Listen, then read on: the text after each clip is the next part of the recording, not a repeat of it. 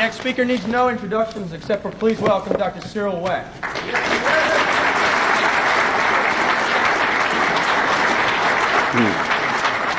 Thank you very much. We have a deadline, and whatever it is now that's been left to me, I certainly will abide by it. I'm pleased to have given the time to some of my colleagues. As a matter of fact, I remember a debate once with William Buckley on television, and it came time for him to have rebuttal. And he sat back, folded his hands across his abdomen, and said, "You know, I think I'll just take the time to sit here and reflect upon what I said earlier. I'd like to take, I'd just like to sit back for the next 15 minutes, whatever I have left, and reflect upon what Wallace and David and Gary and David Mantic and Roger Feynman have presented. It's been outstanding. Let me try in the minutes that I have left to me to cover some points, and if I get some of the slides, fine. There's so much. Dr. Lendenberg said he's looking for a quest for a consensus. I want to point out to you that at every national poll that has ever been taken, going back more than 25 years in the United States of America, and those that have been taken abroad, we've had a consensus. He also talks about, makes big things about fees and honoraria, and saw to it that in the GM article, which was published, they've rejected. They told me to take it down to 500 words. There have been other letters to the editor, Dr. Lendenberg, that have been in excess of 500 words. I was told if I had one word over 500, it would not be published. At the end of my article was put down that I had received a stipend for my work as a technical advisor on JFK. I get $3,500 for going away for one day and staying overnight. I'll tell you this, I got one hell of a lot less than that for the work that I did on the movie. What has money got to do with it? I hope that Dr. Latimer has made and will make $1 million on his books. I hope that Dr. West makes a lot of money on his video. They're entitled to it. What's the problem? What's the problem? So the fact, though, that it's put in for me that I made a stipend. He said Dr. Humes was not a fully trained forensic pathologist. Come on, Dr. Lundberg. He wasn't a trained forensic pathologist from day one. He never spent one single day in a forensic pathology training program. Dr. Lundberg, a pathologist, knows that. Dr. Lundberg was an academic pathologist before he became editor of JAMA. Look at the HSCA testimony when Humes had to look into the eyes of the forensic pathologists and knew that he could not bullshit them, and see what he said. He had not done medical legal autopsies. Let's not obfuscate that issue. Russell Fisher, trust him with your life? Well, I trained in Baltimore. I won't get into that, whether I trust him with my life. But let's look at something that is tangible. Fisher and others go in, the Ramsey-Clark panel, which we came to learn about years later, they knew 4 or 5 years before I disclosed it to Fred Graham of the New York Times in August of '72 that the brain was missing, the microscopic autopsy tissue slides, the paraffin blocks, codochromes of the internal chest wounds were missing. These men who testified in court in murder cases all the time never said a word about the missing evidence. You talk about integrity? You want me to tell you what Russell Fisher would have said to Attorney Brown, who came to him and said, hey, I want you to testify in a murder case that has to do with gunshot wounds to the head? We don't have the brain, Doc, and that's not around. We don't have the tissue slides. Russell would have said, goodbye, goodbye. Yeah, he had integrity. In this case, somehow, it seemed to have left him. Dr. Lundberg made references to various pathologists about how they all agree, and Dr. Petty, the top forensic pathologist in the world, well, I don't want to get into a urinating contest, especially in the presence of a specialist in urology, Dr. Latimer, as to who is the top forensic pathologist in the world. There are a couple or a few dozen forensic pathologists in America who would disagree with that. And insofar as what do pathologists around the world say, I've not conducted a survey, but let me tell you, man, I have lectured on this subject by invitation in Australia, South Africa, London, China, Israel, and a dozen other countries, and dozens others not by invitation, but as part of a program. I know what they feel. They feel that the Warren Commission report is the biggest bunch of nonsense that's ever been perpetrated in the field of forensic science. That's what they feel all around the world.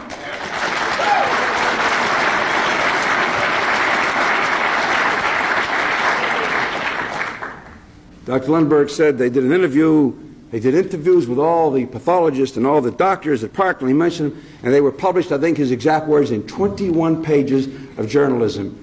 Tell me, Dr. Lundberg, when your man Dennis Brio went to Dallas, did he interview Dr. Charles Crenshaw? What kind of journalism was that?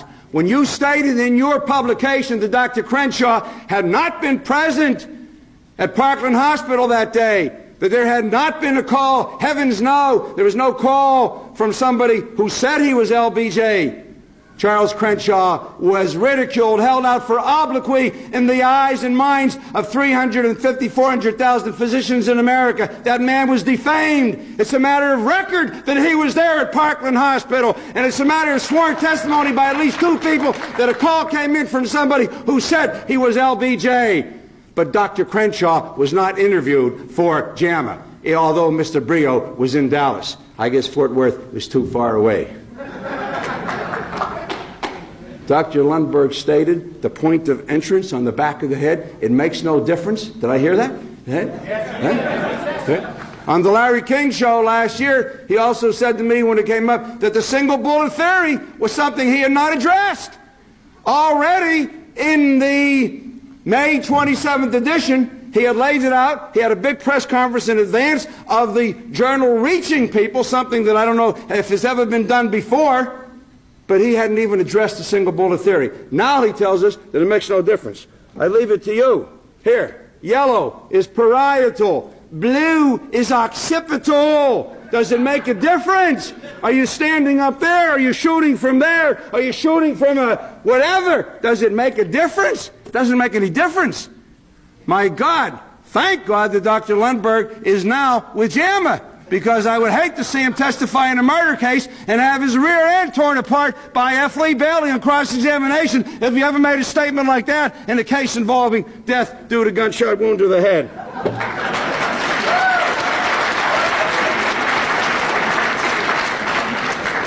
Makes no difference. One of the reasons it makes no difference is about 6 of the doctors down there at the time testified they saw cerebellum. My friends here, cerebrum, cerebellum, they look different. They look very different. To say that people, including a neurosurgeon, did not know what the hell he was talking about when he said cerebellum, to tell me as a pathologist that I can't tell the difference between the uterus and the liver? This is the way they casually dismiss it. Whatever is needed for a given moment in time. It's like 399, wherever its final point of resting needs to be. The night of the autopsy from Kennedy's back, the next day from Kennedy's neck, 5 months later under the cockamamie single bullet theory from Connolly's left thigh. Whatever you need, man, whatever you need. Down, high, low, up. Humes, Boswell, think. What did they tell us? Got a hole at the back of the head, right? EOP, to the right of the midline, slightly above EOP. Right? Clark Panel tells us later 4 inches higher. Here's down here, and here's up here. Dr. Lundberg says it doesn't make any difference. Dr. Lundberg publishes in JAMA that these guys have now given indisputable proof. They had the EOP wound then. They capitulated and bowed under the heavy pressure, the hammering they received from my forensic pathology panelists in the HSCA deliberations, and they said, well, okay, if you guys say it's up there, it's up there. Now they publish in May 27 and October 7th, B.R. Fink, Dr. Lundberg, it's got back down to the EOP. Which is it, Dr. Lundberg? Ask your colleagues, Humes and Boswell. I don't know. You're right. I wasn't there. Tell me. But you sure as hell are not going to walk away from here with 2 entrance wounds in the back of the head. Before you leave here, tell me which one you opt for. Your buddies, Humes and Boswell, the men you would trust with your life down at the EOP, or the experts up above 4 inches higher. Which is it? It can't be both.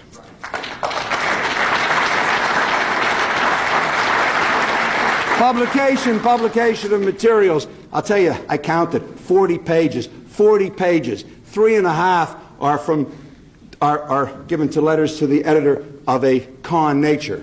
5 back on October 7th, and then mine, the March 24th, 31st edition. I should be very, very complimented. Dr. Lundberg put it to rest on October 7th. He said that was the final word. JAMA had addressed it. My 500th word. My stinking little 500-word letter in this latest edition opened the door to 3 new articles by Dr. Artwell, Dr. Latimer, and Dr. Petty. Tell me, Dr. Lundberg, when were those 3 articles solicited, before or after?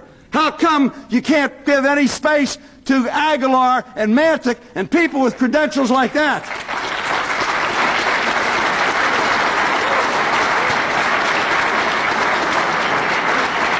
Wait, Dr. Latimer. Dr. Latimer referred to John Nichols in his visit.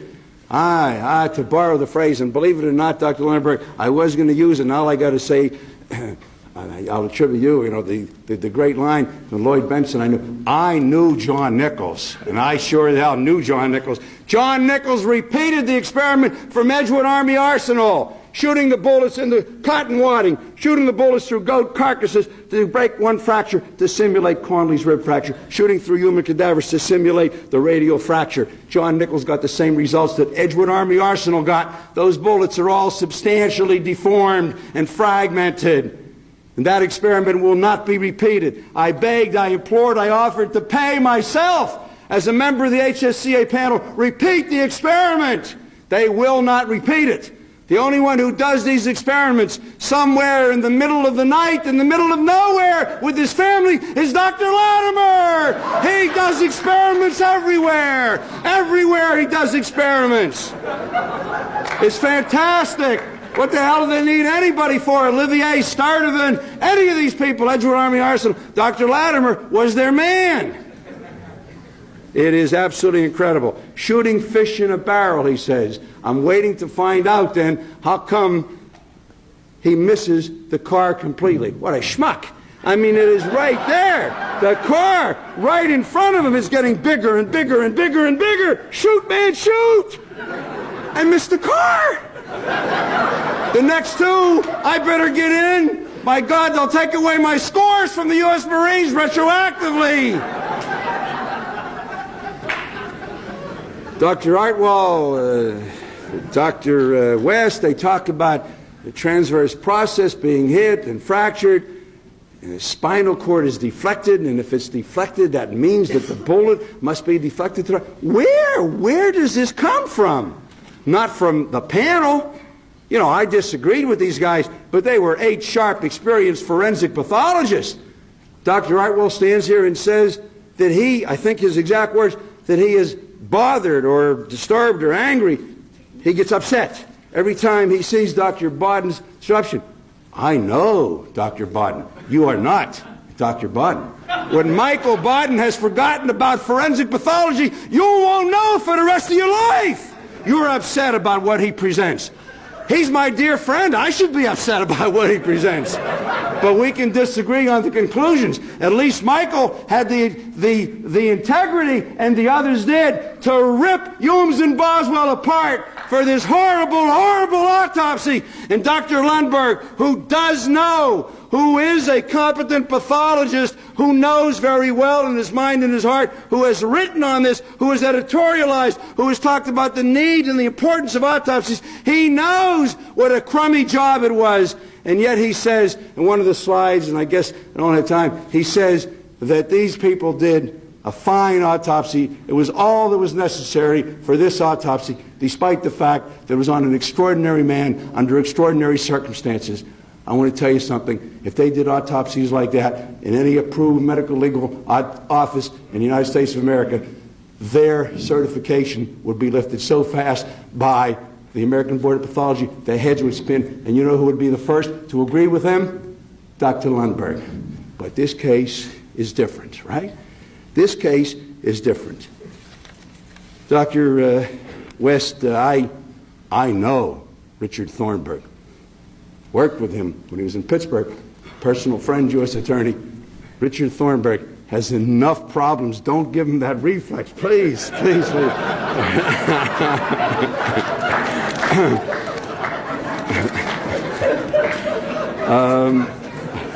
Well, I give the honorable to Doug Carlson's guest and heed my time. There are a lot of slides. There's so much to say. On the thigh wound, Dr. Latimer, this is priceless. Dr. Latimer talks about, all they talk about how they were skeptics. All were skeptics going in. I know that's true with Dr. Artwell because I've seen some of the things that have been given to me, what he had said in Prodigy, and he has a right to change his mind. So I know it's true that he started off feeling differently. He was one of us. But here's from Dr. Latimer. He says that he didn't know how he felt going in, right? March 13th, 1970, Medical World News. He didn't get into the archives yet. March 13, 1970, Medical World News. You ready for this quote? Quote from Latimer. Oswald showed what the educated, modern-day, traitorous guerrilla can do among his own people, working with religious-type conviction, willing to lay down his own life, but proposing to kill as many anti-communists as possible. Oswald was devious, skilled at his business, and amazingly cool. That certainly are the words, those are the words of a skeptic, right? Of a man who has not yet arrived at any opinion. And then we've got these bullets that are tumbling, and they're tumbling, and they're tumbling. We got a hole in the neck that they measured. One doctor there said 5 millimeters, another one said 7 to 8 millimeters. They got it tumbling through the neck. And yet they talk about, in the next breath, the keyhole configuration of a tumbling bullet. What kind of a keyhole was that? Whose house? A dollhouse. Where? What are you talking about? Then they talk about keeps tumbling and tumbling. And they talks about Dr. Petty being the top forensic pathologist. Dr. Petty still talks about a bullet going around the rib. It's doing circles like a merry-go-round. It doesn't go through Connolly's chest. Forget that the lung was punctured. Forget the 10 centimeters of the rib were blown out. He's got the bullet going around. And then somehow there's, hey, I've had enough inside the chest. Let me out already. So somehow it just blows out and it comes out the chest. That's Dr. Petty's. And then on it tumbles. And here we have from Dr. George Shires, professor of surgery, chairman of the department of surgery at Southwestern Medical School, who took care of Connolly's thigh wound. There was a 1 centimeter punctate missile wound over the juncture of the middle and lower thirds, medial aspect of the left thigh. X-rays of the thigh and leg revealed a bullet fragment which was embedded in the body of the femur and the distal third. Now that's from the surgeon. It's casually dismissed today. I think it was Dr. West and others. Well, the fragment is not down there. The fragment is there, whether it's embedded, as they said, or right in juxtaposition to it. And this business, he says, well, it only went in 1.5 inches it fell out. You know, I am not. You've never heard me talk disdainfully. I can't, because too many of my close friends and critics are non-MDs, and they've done an absolutely incredible job. So you don't have to be an MD, you don't have to be a forensic pathologist to talk about this, but know something if you're going to get into these things. A bullet that goes in 1.5 inches that has an overlying hole of an aperture of 4, 5, 6 millimeters, 1 centimeter. What is this business about bullets plopping out? I've never seen it in 12,000 autopsies, in 25,000 other autopsies that I have reviewed. Where the hell does this come from? That a bullet goes down and then all of a sudden it gets pushed out again. This is a continuation of the Humes-Boswell fake nonsense from the night of the autopsy, that external cardiac massage to the left side of the president's chest forced the bullet that had gone into his back out through the same hole when they learned about the bullet having been found on the stretcher and reported at Parkland Hospital by Tomlinson to the FBI. And the next day, when they learned about the bullet hole in the neck, that hole then represented the bullet wounded exit. The bullet moving 2,000 feet per second, coming out, hitting his starched collar and stopping dead in his tracks. And now it was from the front of his clothing. And then 5 months later, it was from Connolly's left thigh. And as Dr. West tells us, within 1.5 inches. I don't know we got the 1.5 inch measurement. I've never seen that. But I'll take 1.5 inches, Dr. West. Good enough. Tell me how it comes back out through a 1 centimeter hole. I have never seen it. And the shearing effect, oh, what an amazing coincidence. 6.5 millimeters in diameter, circular piece of metal, which Humes and Boswell, these men of known repute and integrity and competence, and Ebersol never saw. Right there at the cowlick. At the cowlick, they never saw it. And it magically appears some years later. Isn't that priceless? My friends, we've lost 2 bright, intelligent people to the other side, Dr. Artwell and Dr. McCosey, but we've gained thousands. You continue to talk, you continue to present the facts, and we will be marching by the tens of thousands, and we shall learn the truth in the years ahead in our lifetimes, I guarantee it.